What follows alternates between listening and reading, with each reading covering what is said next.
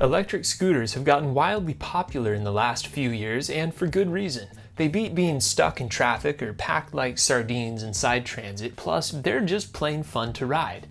But they're also dangerous, or so you might have heard from all sorts of alarming headlines. The truth isn't nearly so dire, but there are still a few important things to know and do.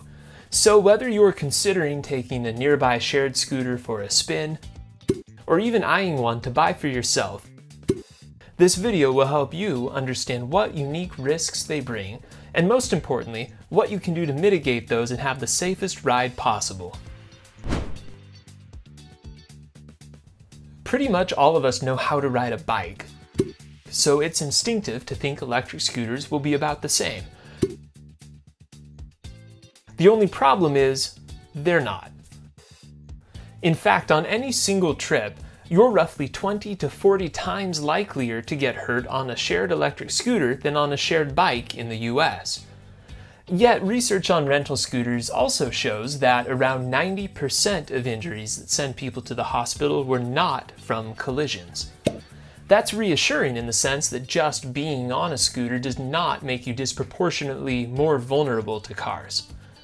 Instead, I believe that most of the additional injury risk comes down to some important quirks and limitations in how scooters handle, which most new riders would not yet be familiar with.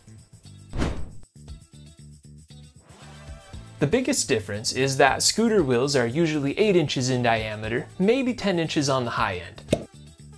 Bike wheels are about 3 to 3.5 times larger, which means more or less that bikes can safely roll over obstacles 3 or 3.5 times as high. In other words, things you would barely notice on a bike can stop your scooter in its tracks and send you flying. You cannot change that basic fact of physics, but you can spend time riding slowly in a clear and controlled environment to get used to how a scooter responds to pebbles and sidewalk cracks and all of those obstacles you'll inevitably encounter when you're actually going somewhere. How important is practicing like this? Well, shared scooter research has found that about a third of hospital injuries happened on the rider's very first trip. It's clear that a lot of people underestimate the learning curve or the differences from a bicycle and simply don't know what they don't know before hopping on. Of course, it's also important to maintain a pretty high degree of concentration while you ride, and that's one of the main reasons why alcohol is a factor in about a third of the e-scooter injuries that end up at the hospital. I hope it goes without saying, but the fact is, when you have small wheels and somewhat twitchy handling on the scooter itself, plus a motor that does the hard work for you, intoxication makes it extremely difficult to stay in control. We all like to think we have the reflexes and intuition of a MotoGP racer, but that's not reality.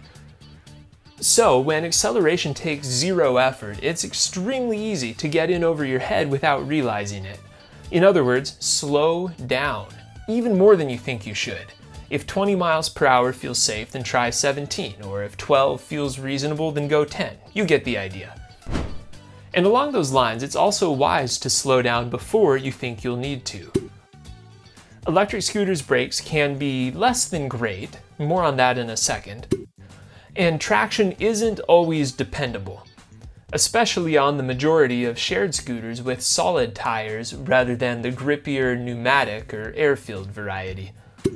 The point is not to have no fun, it's just to avoid inadvertently pushing the limit and ending up in the ER, which is a whole lot less fun yet. A quick safety check is a good practice for any sort of vehicle, but it's absolutely essential with public rental scooters in particular.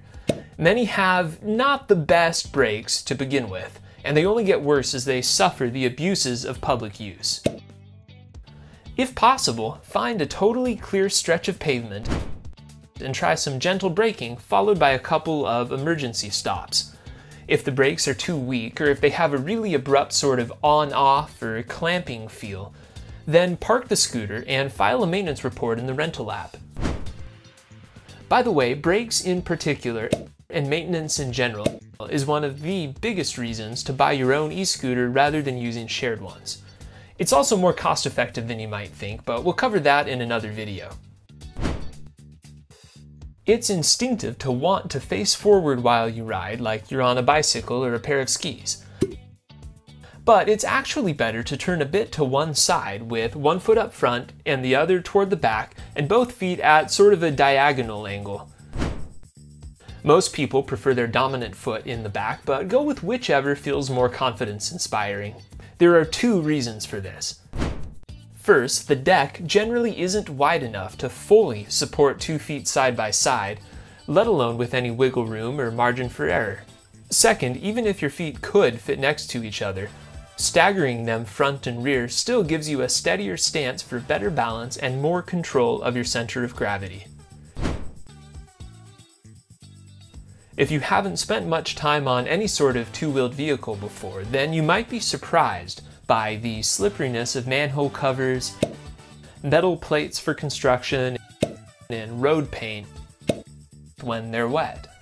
It's best to avoid them completely as long as you don't have to swerve to do so. When you cannot safely avoid them, just take care not to brake or turn while you're over the metal or paint and traction is at its worst.